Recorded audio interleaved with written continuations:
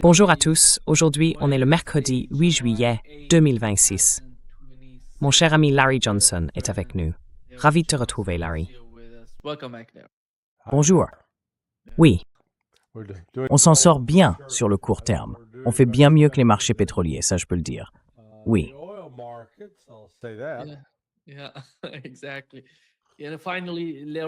oui, exactement. Et enfin, Larry, on a eu les attaques contre l'Iran. Tu sais, les États-Unis ont frappé l'Iran la nuit dernière. D'après ce que je sais, au moins 4 ou 5 sites ont été visés dans le sud du pays, la région de Sirik, Bandar Abbas, Bandar, enfin, toutes ces zones proches du golfe Persique. Et ils ont touché quelque chose. Ils ont frappé environ 80 cibles hier soir. C'était plus dur que les 2 attaques précédentes. Et ensuite, la riposte iranienne. Eh bien, l'Iran a attaqué Bahreïn et le Koweït. Allez-y.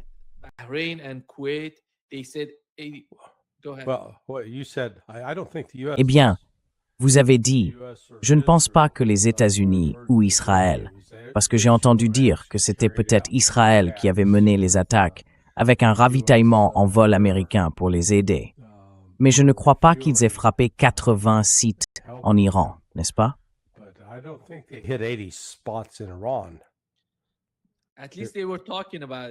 Au moins, ils en parlaient. Moi, je n'ai rien entendu du côté des sources iraniennes, parce que quand on les écoute, elles disent qu'il n'y a rien sur ces 80 cibles attaquées. Mais apparemment, en Occident, en gros, le CENTCOM essaie de dire que 80 cibles ont bien été visées. Eh bien, c'est l'Iran qui a dit avoir frappé 425 cibles.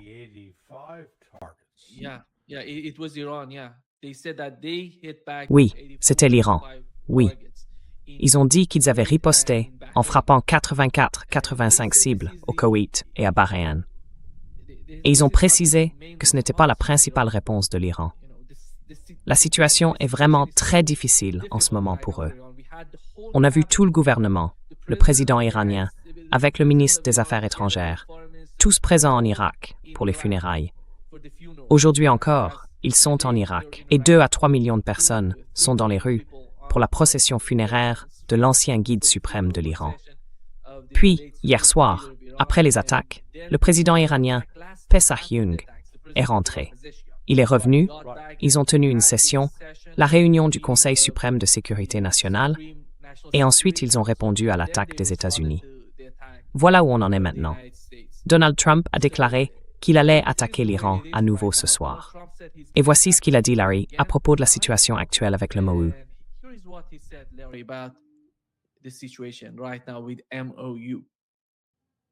Le feu a repris, le cessez-le-feu est terminé, le protocole d'accord est mort. C'est une question très intéressante. Pour moi, c'est fini. Je ne veux plus avoir affaire à eux. Ce sont des ordures. Vous savez ce que c'est, des ordures? Eh bien, c'en sont. Ce sont des gens malades. Ils sont dirigés par des gens malades et ce sont des personnes cruelles, violentes.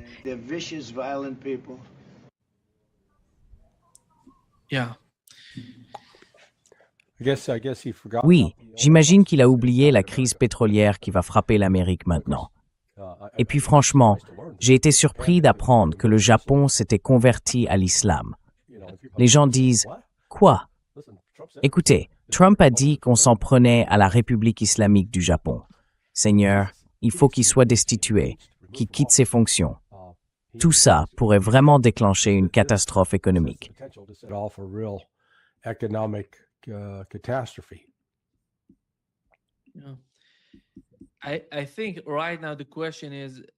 Je pense qu'en ce moment, Larry, la vraie question, c'est dans quelle mesure tu considères que le protocole d'accord est toujours valable. Parce que les sanctions, celles sur le secteur énergétique iranien, ont été rétablies. Tu vois. Donc il ne se passe rien de ce genre concernant les sanctions sur le pétrole, l'énergie ou les produits pétrochimiques en Iran, qui faisaient partie de cet accord. Et puis regarde le cas du Liban. Là non plus, rien ne bouge. Qu'est-ce que ça veut dire? Qu'est-ce que ce protocole d'accord représente pour toi?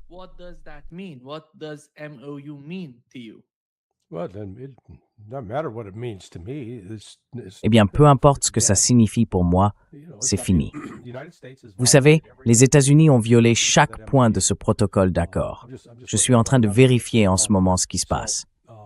Il n'y a aucune activité le long de la côte omanaise, contrairement à hier. Hier, c'était délibéré. 4 ou 5 navires ont essayé de passer. Là, il ne se passe plus rien. Les navires continuent de passer par les routes iraniennes. Et à mon avis, l'Iran va continuer à laisser faire, jusqu'au moment où, enfin, si les États-Unis commencent à lancer des attaques massives dans le détroit, l'Iran pourrait le fermer, mais je ne pense pas. Je crois qu'à ce stade, l'Iran va simplement dire « D'accord, le protocole est mort, on commence à faire payer les droits de passage. »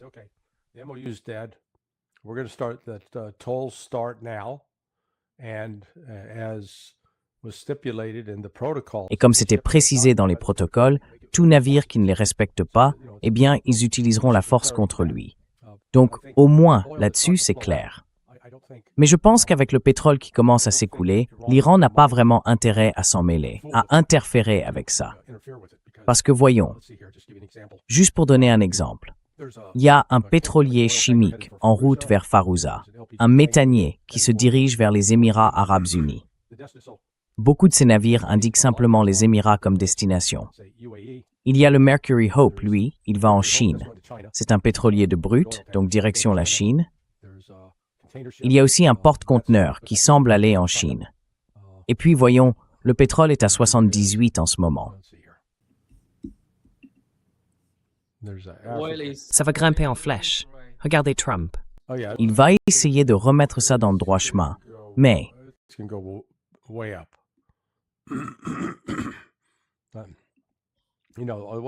watch Trump. He'll try to get this back in the barn, but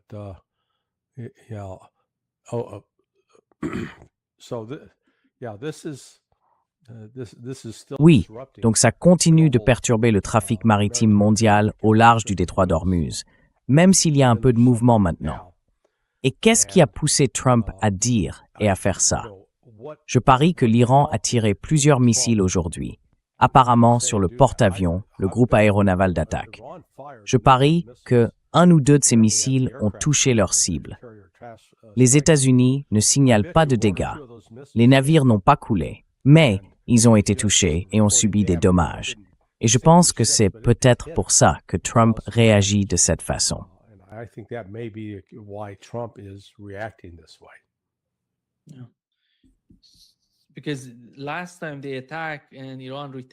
Parce que la dernière fois qu'ils ont attaqué et que l'Iran a riposté, il n'y a pas eu de nouvelles attaques contre l'Iran. Alors je ne sais pas combien de temps il veut continuer ce genre d'affrontement dans le détroit d'Ormuz, Larry.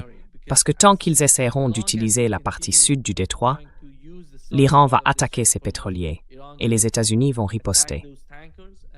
Et les ripostes aux ripostes des Iraniens, c'est en gros une recette pour le désastre.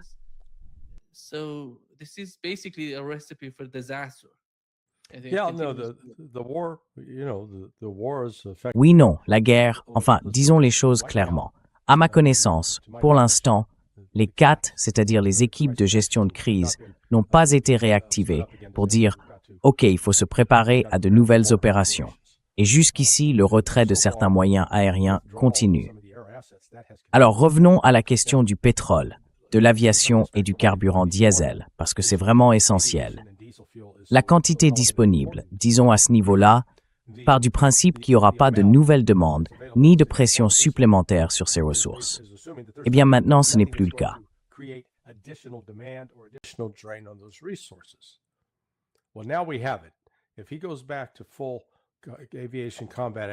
S'il reprend des opérations aériennes de combat à grande échelle, on va voir une hausse spectaculaire de la consommation de carburant d'aviation.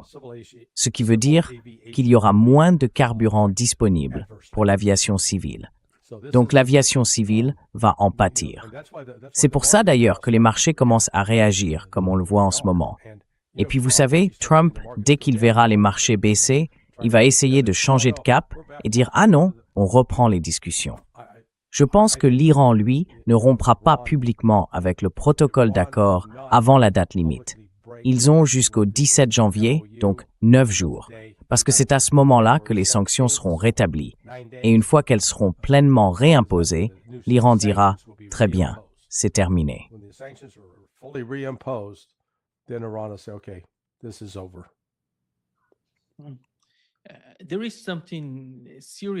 Il se passe quelque chose de grave.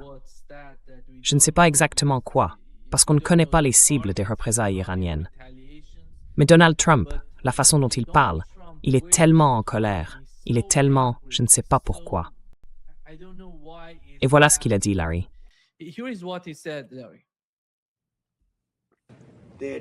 Ce sont des tricheurs. Ce sont des gens malades. Ils ont fait du mal à leur propre peuple. Ils ont tué 54 000 personnes jusqu'à présent, des gens qui manifestaient.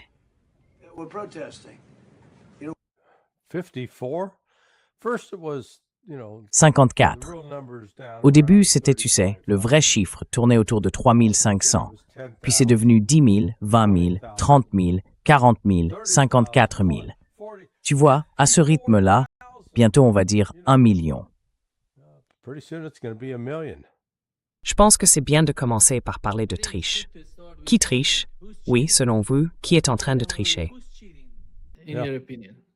Oui, non, absolument.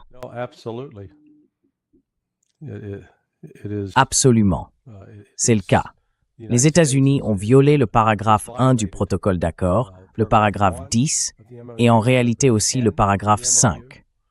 Parce que comme je l'ai encore expliqué hier soir dans mon article sur Sonar 21, les protocoles publiés par l'Iran étaient en fait une réponse aux négociations autour de ce protocole d'accord. Ils précisaient les procédures à suivre. Et le texte du protocole disait clairement que c'était à l'Iran de déterminer comment faire passer les navires en toute sécurité par le détroit d'Ormuz. L'Iran a mis en place un système. Il suffit de le suivre. S'ils le suivent, il n'y a aucun problème. Mais ce n'est pas ce que les États-Unis voulaient. Alors, les États-Unis affirment qu'ils ont le droit, je cite, d'empêcher l'ingérence de l'Iran dans la liberté de navigation. Désolé, mais ça, ce n'est pas dans le protocole d'accord. Pas du tout.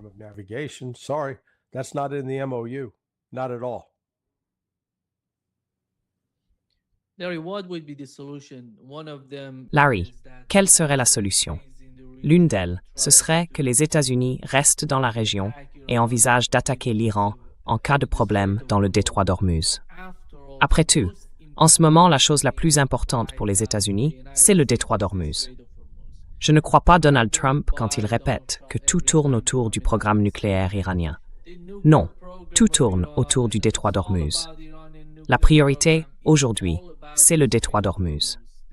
Alors la vraie question, c'est quelle serait la solution pour les États-Unis concernant le détroit d'Ormuz?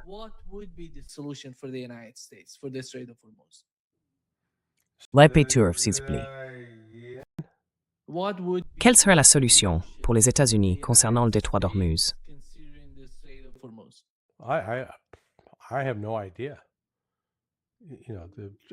Aucune idée.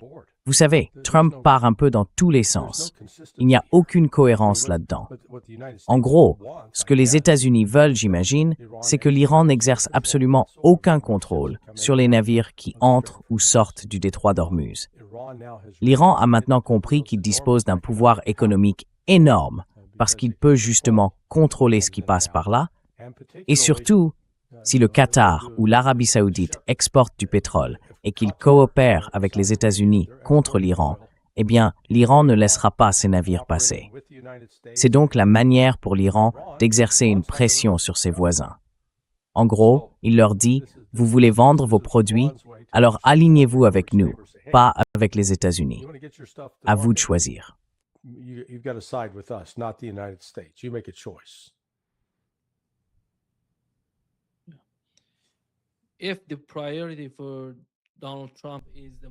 Si la priorité de Donald Trump, c'est le marché, alors il doit trouver un accord, d'une manière ou d'une autre, avec les Iraniens. Parce que dans le protocole d'accord, comme vous l'avez mentionné, au paragraphe 5, il est précisé que toute la question du détroit d'Ormuz est placée sous la gestion de l'Iran. Et c'est eux qui vont décider de la manière dont ils garantiront le passage sécurisé des pétroliers à travers le détroit d'Ormuz. Il est prévu une période de 60 jours sans péage ni aucun type de frais. Ensuite, ils décideront de la question des dettes ou de la situation dans ce détroit. C'est l'article, ou la clause numéro 5, du protocole d'accord. Right, right. Well, actually, Oui. En fait, il ne reste plus que 39 jours maintenant. Le protocole d'accord a été signé il y a 21 jours, le 17 juin, c'est bien ça? Donc 13 jours en juin, plus 8 jours en juillet, ça fait 21. On soustrait ça des 60 et on arrive à 39. Le compte à rebours est lancé. Et clairement, il n'y a pas de... Enfin, les discussions devaient soi-disant avoir lieu samedi à Islamabad. Du moins, c'était le plan du Pakistan. C'est ce qu'ils espéraient. Mais ça n'aura pas lieu. Je crois que l'Iran a simplement dit non, qu'il ne viendrait pas. Et je pense même que les Pakistanais reconnaissent maintenant que oui, ce processus est mort.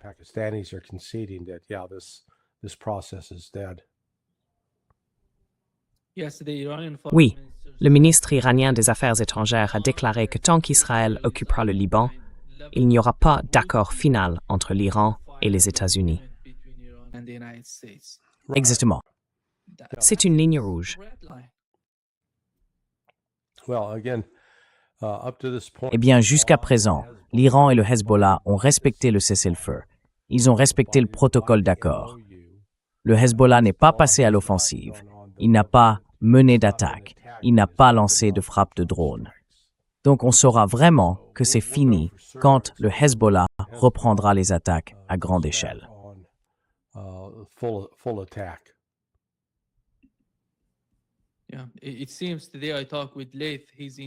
Il paraît qu'aujourd'hui, j'ai parlé avec Laith. Il est à Beyrouth.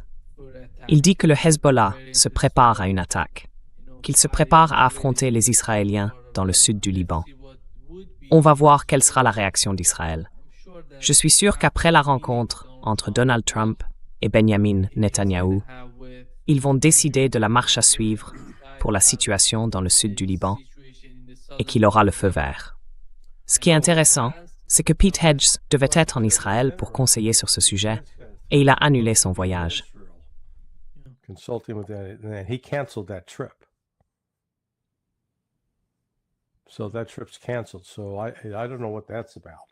Donc, ce voyage est annulé. Je ne sais pas trop ce que ça veut dire. Au lieu d'avoir, disons, des consultations étroites avec Israël, ils sont peut-être en train de bouger, on ne sait pas trop.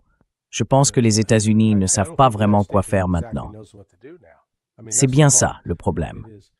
Que Trump réagisse de manière émotive, d'accord. Mais là, on a perturbé les forces sur le terrain.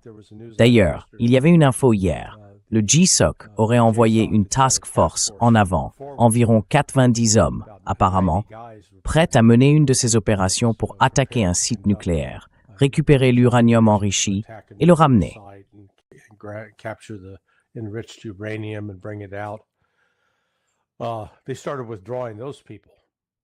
Ils ont commencé à retirer ces personnes depuis 2 ou 3 jours, apparemment.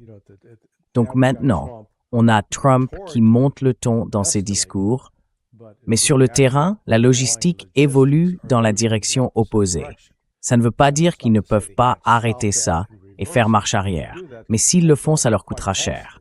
Et encore une fois, le choc que tout ça va provoquer sur le marché du carburant diesel pour l'aviation, je crois que c'est un point que beaucoup de gens n'ont pas vraiment remarqué.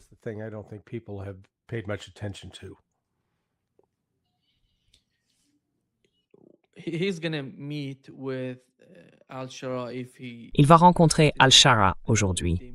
Je ne sais pas s'ils se sont déjà vus, mais à mon avis, ça va tourner entièrement autour du Liban et de ce qui s'y passe en ce moment. Moins, tu vois. On a eu Macron qui est allé en Syrie, et maintenant il y a cette rencontre entre Donald Trump et Al-Jolani en Turquie.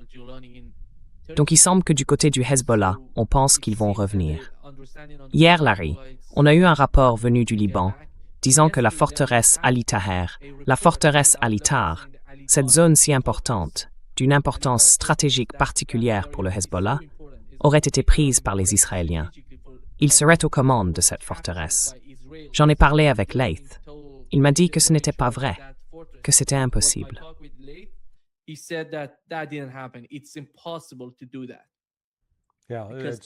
Oui, on aurait dit qu'Israël faisait une affirmation qui n'était pas vraie. Mais bon, dans une guerre, on entend souvent ce genre de choses. Comme on dit, la vérité est la première victime de la guerre.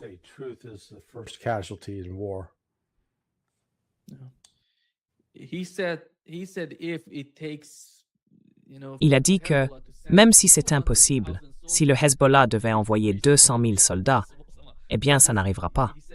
Ils sont prêts à tout sacrifier pour empêcher Israël de prendre Halita, qui est aussi un point crucial pour le Hezbollah. Donc, les combats continuent au Liban. Je ne sais pas combien de temps il faudra avant que ça ne dégénère en une véritable guerre, comme on en a déjà vu. Et si on revient à la situation au Liban, je ne sais pas comment cela va modifier la position de Washington. Est-ce que c'est une priorité? Parce qu'en ce moment, il veut discuter avec Al-Jolani. Alors, quel est l'objectif exactement en ce qui concerne le Liban?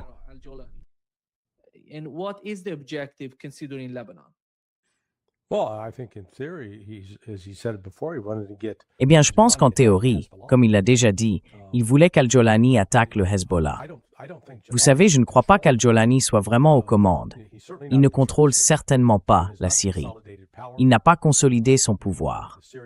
Le gouvernement syrien, lui, a le contrôle en ce moment à Damas. Mais quand on prend en compte tous les différents groupes, les Alaouites, je pense qu'ils se défendent.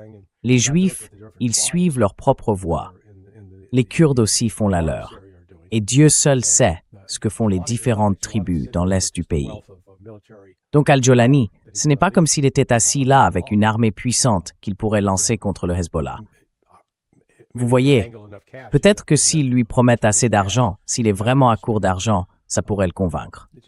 Mais encore une fois, l'image de Trump rencontrant ce type, un vrai fanatique qui a tué des civils, animé par une version pervertie de l'islam. Moi, j'appelle ça une version hérétique de l'islam. Et pourtant, c'est bien ça que Trump choisit d'embrasser.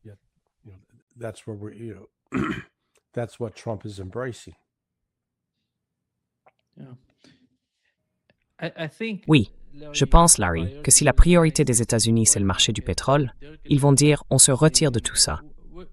Mais le problème, comme tu l'as mentionné, c'est que, en ce moment, le détroit d'Ormuz ne fonctionne que dans sa partie nord, qui est sous le contrôle des Iraniens. Comment comprendre la position des pays du CCG, l'Arabie saoudite et le Qatar? Les pétroliers qui ont été touchés hier appartenaient justement à l'Arabie saoudite et au Qatar. Donc, d'une certaine manière, ils essayent de dialoguer avec les Iraniens. Et en même temps, ils essayent de coopérer avec les États-Unis, avec la marine américaine, pour utiliser la partie sud du détroit. Et ils savent très bien qu'ils vont être attaqués, qu'ils vont être frappés par les Iraniens, par les gardiens de la révolution, par des missiles ou des drones iraniens. Qu'est-ce que c'est que ça? Qu'est-ce qui se passe dans la tête de ces gens, dans la région, et du CCG dont on parle?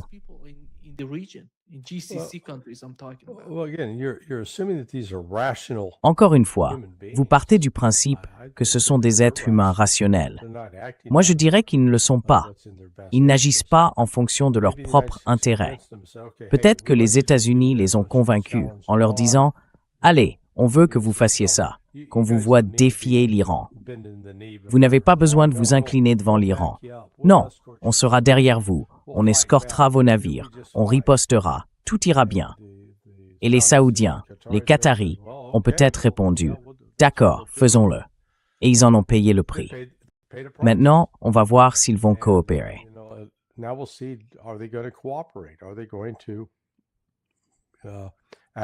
Est-ce qu'ils vont se plier au protocole de l'Iran? Les protocoles du PGSA sont très clairs sur la façon dont tout ça doit se dérouler, sur la manière de gérer les choses. Il faut soumettre, vous savez les détails, le nom du navire, la cargaison, le propriétaire du navire, la destination, tous les détails. Parce qu'au fond, ce que l'Iran veut faire, c'est s'assurer que rien n'aille vers Israël.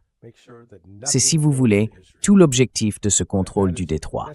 Empêcher Israël d'avoir la moindre activité commerciale ou le moindre avantage venant du Golfe Persique.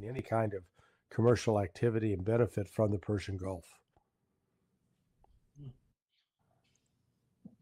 The calculation on the part of Iranians is that Le calcul des Iraniens, c'est qu'on va continuer cette guerre d'usure dans le détroit d'Ormuz et qu'ils finiront par tenir plus longtemps que les États-Unis. Et dans tout ça, on a l'impression que personne ne se soucie des pays du Golfe. Eux-mêmes ne semblent pas se préoccuper de la situation dans laquelle ils se trouvent, parce qu'ils font partie du jeu. Ils jouent sur les deux tableaux. C'est incroyable, vraiment, le jeu qu'ils mènent en ce moment. C'est à peine croyable. Je ne sais pas comment interpréter ça, comment le comprendre, ni dans quelle mesure ce qu'ils font est lié à la pression qu'ils subissent de la part des États-Unis, ou à quel point c'est parce qu'ils ne veulent pas que l'Iran contrôle le détroit d'Ormuz.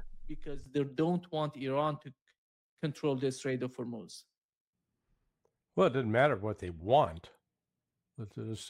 Eh bien, peu importe ce qu'ils veulent. Parlons de la réalité. Le fait est que l'Iran contrôle aujourd'hui le détroit d'Ormuz.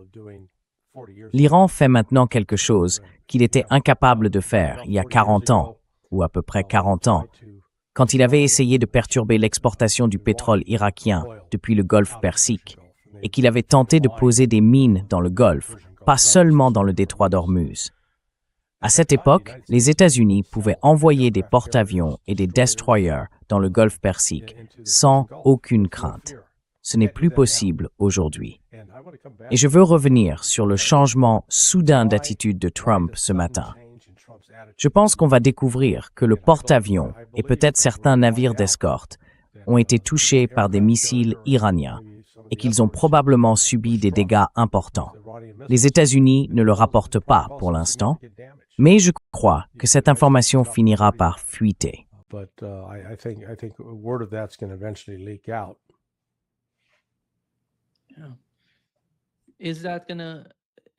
Imaginons que quelque chose de ce genre se soit produit hier soir.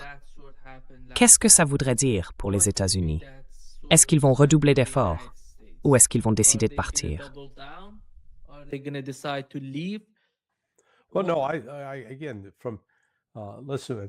Eh bien non. Encore une fois, écoutez, si ces navires avaient été touchés, malgré toutes les menaces de Trump, la marine aurait dit « non, on ne peut pas s'approcher davantage ». Ils auraient peut-être même demandé à rester plus à distance. Certains disent qu'ils sont à environ 960 km des côtes. Moi, je pensais qu'ils étaient plutôt à 300. Mais bon, j'ai vu un rapport affirmant que l'Iran avait tiré 111 missiles anti-navires. Ça paraît énorme, mais c'est ce qu'il faut faire si on veut saturer les défenses d'un groupe aéronaval. Et puis on se demande, qu'est-ce qui s'est passé depuis hier pour que Trump soit aussi en colère contre l'Iran? À mon avis, c'est ça. C'est la seule explication logique que je vois.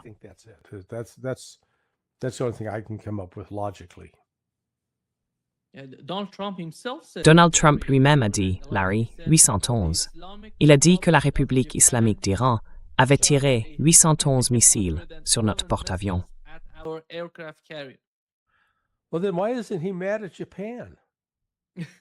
Alors, pourquoi il n'est pas en colère contre le Japon? Désolé. Écoutez, on devrait, enfin, je ne trouve pas ça drôle, mais comme on dit, l'humour naît souvent d'une grande tragédie. Et là, franchement, c'est une tragédie immense, ce qui se passe. Et dans le contexte des funérailles de l'ayatollah Khamenei, il y a un autre gars. Je vous appelle mes gamins, parce que vous formez un petit groupe.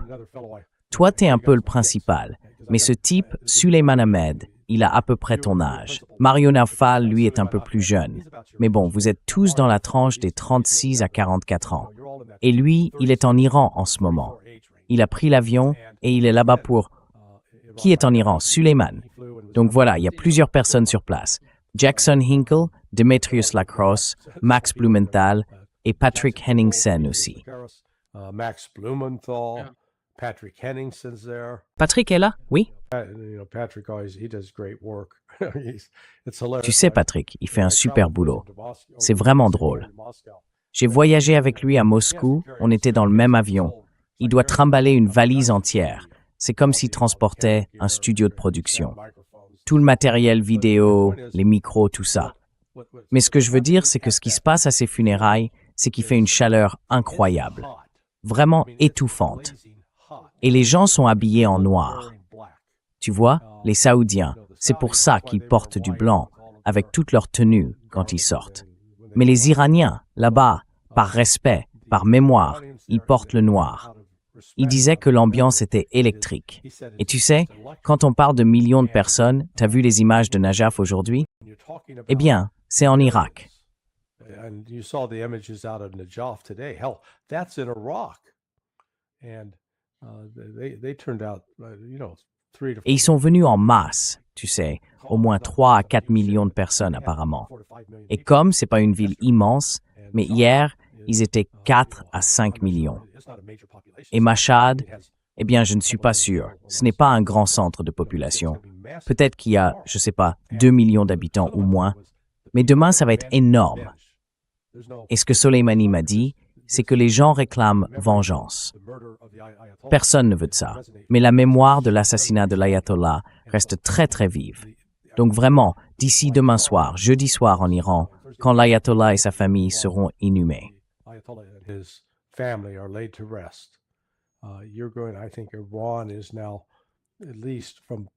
Je pense qu'aujourd'hui, l'Iran, du moins avec le soutien de sa population, est prêt à entrer en guerre contre Israël et les États-Unis. Ils sont déterminés. Ils veulent passer à l'action. Et vous savez, j'ai publié un article sur Countercurrents que j'avais enregistré lundi. J'y comparais l'attaque du 28 février et celle-ci, maintenant, à Pearl Harbor, à cause de l'effet que ça a eu sur le peuple américain. Avant l'attaque de Pearl Harbor, en 1941, il y avait de puissants mouvements pacifistes, surtout parmi ceux qui ne voulaient pas que les États-Unis s'impliquent dans la guerre en Europe. Leur attitude, c'était un peu « laisser ces fichus Européens s'entretuer ».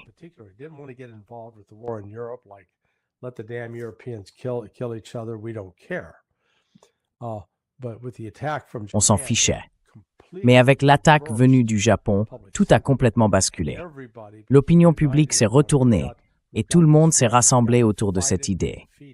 On fait face à une menace. Il faut la combattre et la vaincre. Ça a uni le pays d'une façon qu'on n'avait jamais connue.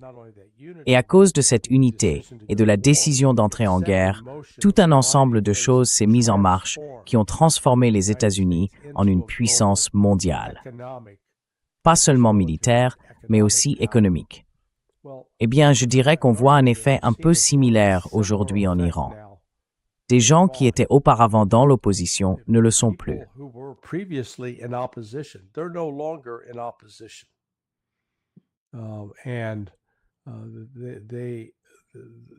Et le gouvernement, en fait, des gens comme Pozeshkin, subissent une forte pression pour agir avec plus de fermeté. Alors bien sûr, Pozeshkin n'est pas celui qui prend les décisions. Les gardiens de la révolution pèsent lourd dans tout ça. Mais vous savez, c'est un moment charnière dans l'histoire. Et je pense qu'au final, l'Iran va en sortir plus fort. Comme me disait Soleimani sur le terrain, même avec toutes ces sanctions économiques contre l'Iran, il m'a dit qu'il n'y avait aucun problème pour se procurer de la nourriture. Et il a ajouté que non seulement la nourriture était excellente, mais que le service était formidable. Et puis il m'a dit aussi, « Vous êtes très populaire ici. » Alors j'ai répondu, « Eh bien d'accord. » You're very popular over here. So I went, well, okay. Larry, if you go to Iran and you go there, it seems Larry, to me si tu vas en Iran, franchement, quand j'y suis allé, j'ai eu l'impression d'être plus sous sanction ici au Brésil que les gens là-bas. On ne sent pas qu'ils vivent sous sanction. Oui, on voit l'inflation, mais en même temps, leur salaire augmente. On ne ressent pas une pression énorme à cause des sanctions. On ne voit pas une société qui vit sous sanctions. Rien de tout ça vraiment quand on est en Iran. La vie paraît même plus luxueuse que celle qu'on a ici, au Brésil. Oui, beaucoup mieux. Vraiment beaucoup mieux. Eh bien, au moins, là-bas, vous avez des pistaches, non? Oui, oui, j'en ai plein. C'est ma noix préférée d'ailleurs. Oui. Mais je pense que le point que tu soulèves est vraiment important, Larry. Ces gens qui manifestaient dans la rue contre l'inflation disaient que l'économie n'allait pas bien, que les prix augmentaient, qu'ils subissaient une énorme pression et tout le reste. Et maintenant, ces mêmes personnes critiquent le gouvernement pour les négociations avec les États-Unis. Yeah. Oui, parce qu'on a été trop indulgents. Exactement. Ils disent, vous n'allez pas négocier. Nous devons réagir, parce qu'ils ont assassiné beaucoup de gens dans plusieurs pays. Le guide suprême, les enfants, tout ça. C'est énorme. On voit dans la société une sorte de transformation en cours. Et personne ne semble comprendre à quel point c'est important. Hier, des images sont sorties d'Iran. On voyait des gens suivre Arakchi, le ministre iranien des Affaires étrangères, dans la rue, en criant « Mort à Arakchi, le conciliateur. Tu négocies, toi. »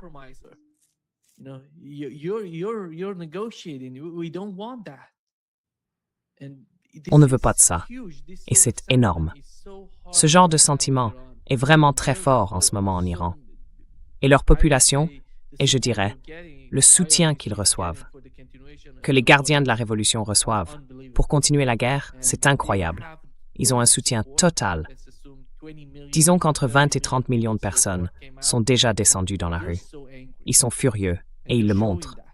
Et tout ça alors que Donald Trump continue de parler de 54 000 personnes tuées dans les rues d'Iran. Qui peut encore croire ça? Franchement. Yeah. Iran in 3 days. Oui, l'Iran en 3 ou 4 jours a tué plus de civils iraniens qu'Israël en 2 ans de bombardements incessants sur Gaza. Oui, bien sûr, ça a du sens. C'est absurde. Mais vous savez, je pense qu'il s'est passé quelque chose dont on ne nous parle pas. Ensuite, je me suis dit, je crois que le groupe aéronaval, les navires de ce groupe, ont été touchés. Pas coulés, mais endommagés. Et en fait, les dégâts sont peut-être tels qu'il va falloir retirer ce groupe aéronaval et le remplacer par un autre. Mais là, tout de suite, ça pose un problème. On n'est plus capable de protéger nos navires.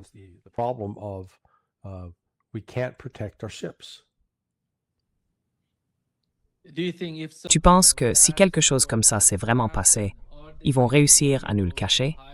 Ou bien qu'on finira par l'apprendre tôt ou tard?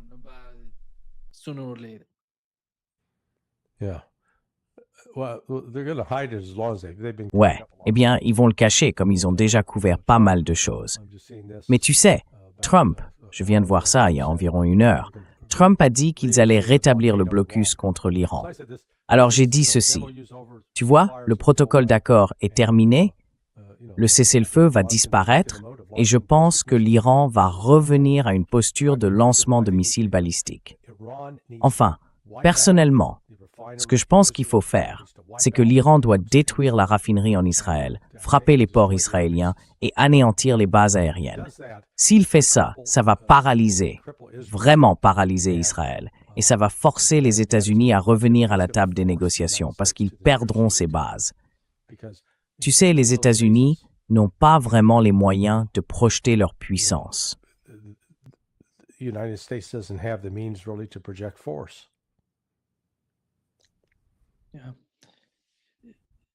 Oui.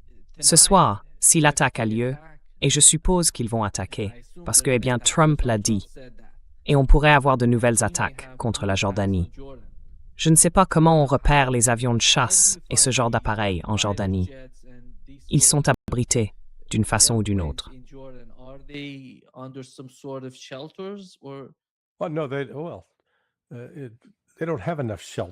Eh bien, ils n'ont pas assez d'abris pour ces avions.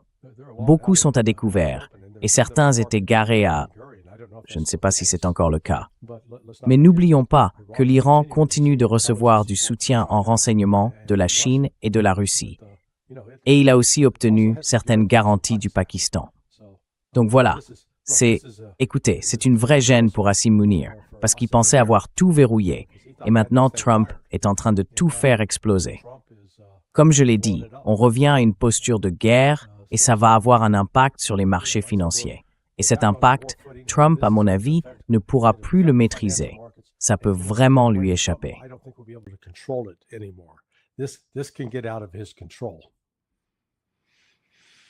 So the only solution La seule solution, ce serait d'abord d'arrêter les combats en Israël. Qu'est-ce qu'il peut faire d'autre? What else can he do? Yeah. Well, look, what do they? Oui, écoutez, du point de vue de l'économie mondiale, ce qu'on veut, c'est un commerce libre à travers le détroit d'Ormuz. Maintenant, ça ne répare pas les dégâts matériels subis par les terminaux pétroliers et les installations de gaz naturel liquéfié, surtout au Qatar. Je pense que le Qatar a été le plus touché et qu'il lui faudra le plus de temps pour se remettre en service. Mais pour le Koweït et Bahreïn, tout ce qu'ils avaient en matière d'exportation de pétrole ou de commerce, c'est fini. Donc ils vont avoir de gros problèmes économiques. Ce sont les plus faciles à frapper. Et ensuite, on arrive aux Émirats arabes unis. On a vu une reprise de certaines activités du côté de Jebel Ali. We've seen a renewal of some activity coming out of Jebel Ali. Now, apparently to the credit of the Apparemment, et il faut le reconnaître, les Émirats arabes unis suivent bien le protocole. Ils envoient leurs cargos en passant par la route iranienne. Je pense que l'Iran va continuer à dire à tous les États du Golfe, si vous passez par notre route, vous êtes les bienvenus. Vous pourrez faire circuler vos marchandises. Et je ne crois pas que l'Iran va forcément, qu'il va couper les livraisons vers la Chine ou vers l'Asie. Parce que, d'un point de vue diplomatique, on peut se dire pourquoi les punir pour les actions d'Israël, des États-Unis ou de l'Europe. L'Iran va punir de manière sélective. Donc ce sera ciblé maintenant. Je pense que ce sera le plan de l'Iran. C'est d'ailleurs ce que je leur conseillerais de faire. That's what I would sit and advise him to do. Do you think Pensez-vous que le blocus va revenir dans le Golfe Persique, le blocus américain? the US will like Yeah, again, they say, oh, we're going to. Eh bien, encore une fois, ils disent on va imposer un blocus. D'accord, mais avec quoi? Les États-Unis n'ont pas 1000 navires prêts à être déployés. Alors peuvent-ils intervenir de manière sélective contre certains navires iraniens? Oui, sans doute. Mais l'Iran aussi. Ces navires américains devront rester à bonne distance des côtes. S'ils s'approchent trop, disons à moins de 80 km du littoral iranien, ils se feront frapper par des missiles anti-navires. Je pense que l'Iran dira très bien. Tant pis, ce sont des cibles. Okay, screw it. They're targets.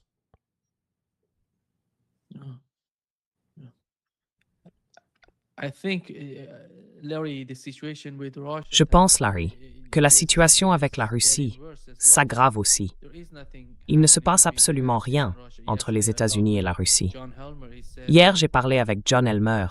Il m'a dit qu'il n'y avait aucune négociation entre les deux parties. Et avec l'escalade en cours chez les Européens pendant ce sommet, en gros, ils cherchent à obtenir plus de fonds pour l'Ukraine, environ 70 milliards de dollars à envoyer à l'Ukraine. Comment tu vois ça? To be sent to Ukraine. How do you see that from? Pouring money down a rat hole. Jeter de l'argent par les fenêtres. Franchement, à quoi cet argent va-t-il servir? Je viens de voir une info disant que Trump va maintenant autoriser l'Ukraine à fabriquer des missiles patriotes. Avec quoi, exactement? Ce n'est pas comme si on allait acheter une boîte de Lego et dire « Tiens, je vais construire mon missile Lego ». Les terres rares nécessaires à la production des patriotes viennent de Chine, et la Chine n'envoie pas ça à l'Ukraine. C'est Lockheed Martin qui fabrique les missiles patriotes. Franchement, ça montre à quel point ce que dit Trump est absurde. Parce que, d'après ce que j'ai lu, le missile patriote comporte une vingtaine de composants produits par une vingtaine de sous-traitants différents.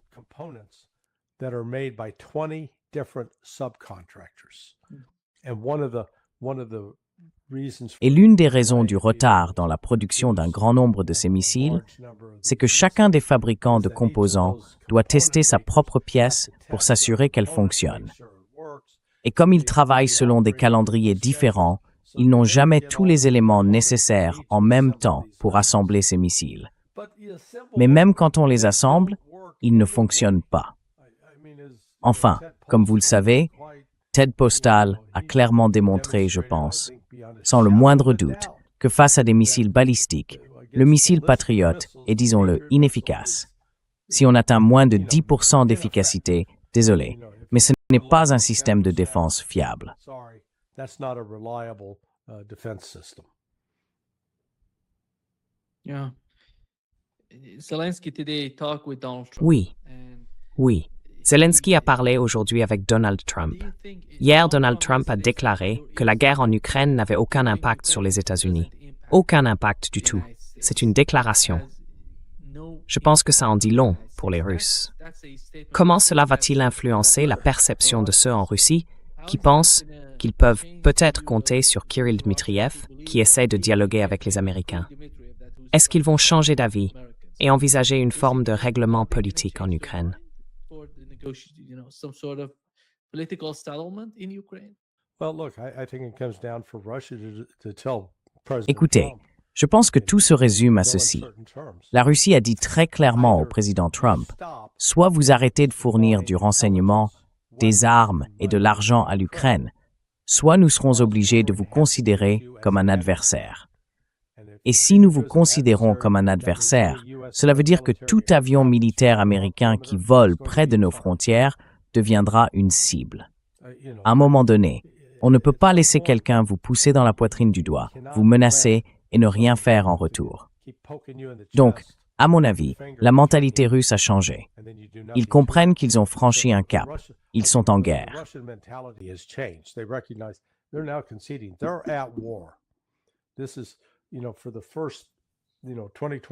Alors, disons que de 2022 à 2025, vraiment dans le sillage du sommet d'Anchorage, la Russie était prête à poursuivre tout ça comme une opération militaire spéciale.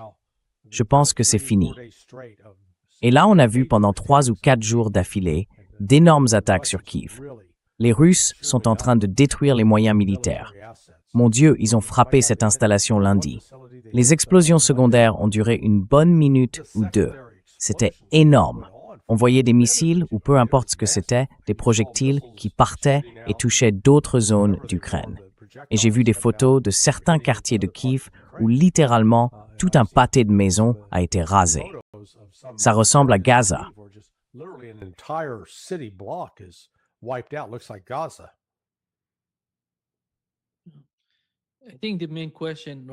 Je pense que la grande question en ce moment pour la Russie, c'est de savoir comment elle peut exercer une pression sur Washington, sur le plan militaire, économique ou en matière de sécurité régionale.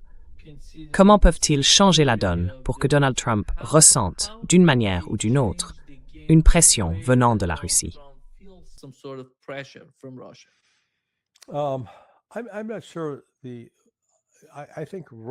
Je ne suis pas sûr. Je pense qu'en ce moment, la Russie ne cherche pas à s'étendre ni à entrer dans une confrontation directe avec les États-Unis. Je pense qu'ils vont continuer, mais d'une autre manière. Ils vont détruire l'Ukraine de l'intérieur. Mais avant, ils évitaient peut-être les cibles qui avaient un lien avec les États-Unis. Ce n'est plus le cas. Ils vont les frapper aussi. Écoutez, tout ce que ça va faire, c'est perturber le flux d'argent qui sortait d'Ukraine, passait par Dubaï, par la Lituanie, par la Lettonie, allait dans des banques des Caraïbes, dans des banques israéliennes et finissait dans les caisses de certains membres du Congrès. C'est ça que ça va bouleverser. C'est là que tout ça mène.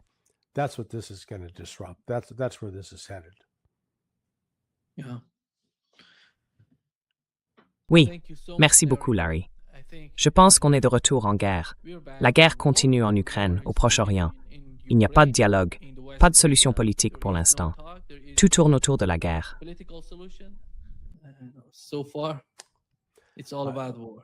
J'imagine qu'on aura de quoi parler demain. Oui, exactement. It's Hebdamazitzi, Manawis. Merci. À très bientôt alors. D'accord. Au revoir, salut.